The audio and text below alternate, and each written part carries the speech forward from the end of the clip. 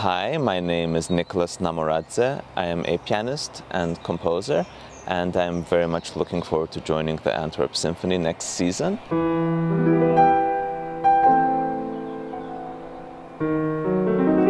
I began playing the piano when I was 7 years old, and it was around that age that I felt that I wanted to take a more active role in music rather than a passive one. It was quite evident early on that there was really something special going on, and of course the aptitude I showed and how quickly things developed in terms of my improvement made it evident that this was really something special.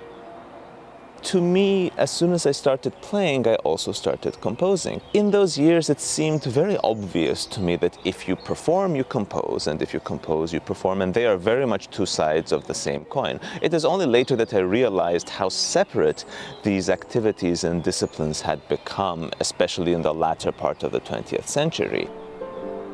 I've had an interest in the cognitive sciences for many years now. My doctoral dissertation did touch upon topics of perception with regards to keys and the sense of stability and instability and how we perceive this and how we can quantify, perhaps, stability and instability in any particular musical texture through mathematical means. So that is really what my dissertation and my doctoral work was about. And it was really during the pandemic that I had even more time to delve into this after I had finished my doctorate. And that is also when I started fusing these different threads in various ways.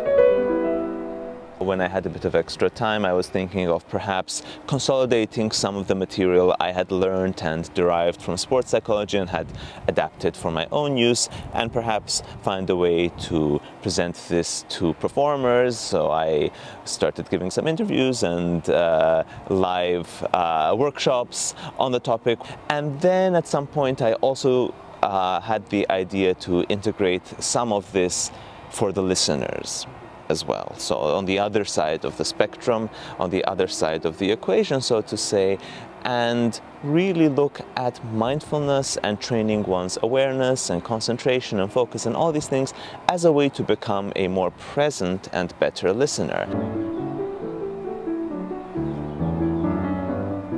The mindful recital, one of the events I'm presenting in Antwerp, is the live concert version of this. It's interesting that the mindful recitals will see a very mixed audience. Some might be very familiar with meditation and mindfulness and might be new to classical music, and they come because they were interested in the meditation part.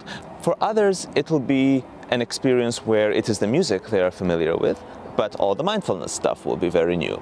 So I do try to make sure that everyone feels comfortable. I will generally start just with music because I think that's the best introduction, and then I will give a short discussion as to what to expect, what the structure is going to be, and the meditation concepts in this mindfulness exercise relate specifically to the music in different ways. Maybe something about the rhythmic patterns or the structure or the sonic textures are things that we start exploring from a mindfulness perspective in the meditation. It's not that the music itself is particularly meditative or chill or zen. Some of it is, but some of it might be quite abrasive and excited and could be very modern and dissonant, and the question is for us to explore our relationship to these facets of music.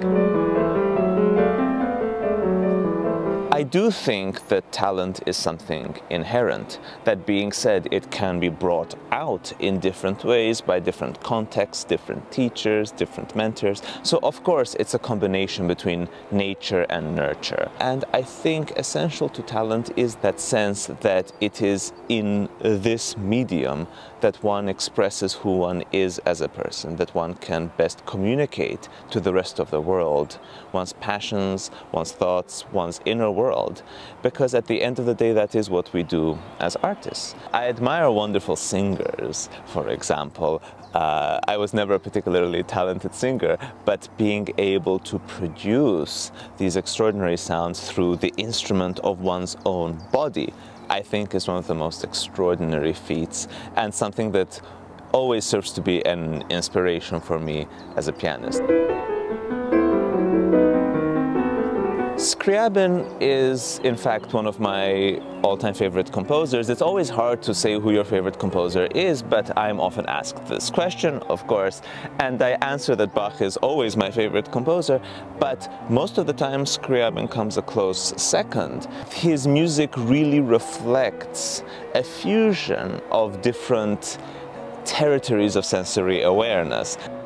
Prometheus, the piece that we shall be playing together, is definitely one of the culminations of this interdisciplinary, multisensory kind of approach that Scriabin had. Most of my compositions are for the piano. Unsurprisingly, I often write for myself, and these pieces are mostly intended with my performing them in my recitals in mind. But I have written for different kinds of chamber ensembles. I've written a lot of electronic music, I've written film music, and I have written some orchestral music for smaller orchestras, chamber orchestras. I don't think I have an opera or a 50-minute symphony in me just yet. I don't think that is the kind of territory in which my compositional mind is operating at the moment, but who knows, maybe down the line. We have many exciting events scheduled towards the end of November this year, culminating in some concerts on the 25th at the Queen Elizabeth Hall. It will be a fantastic program, and I very much hope to see you there.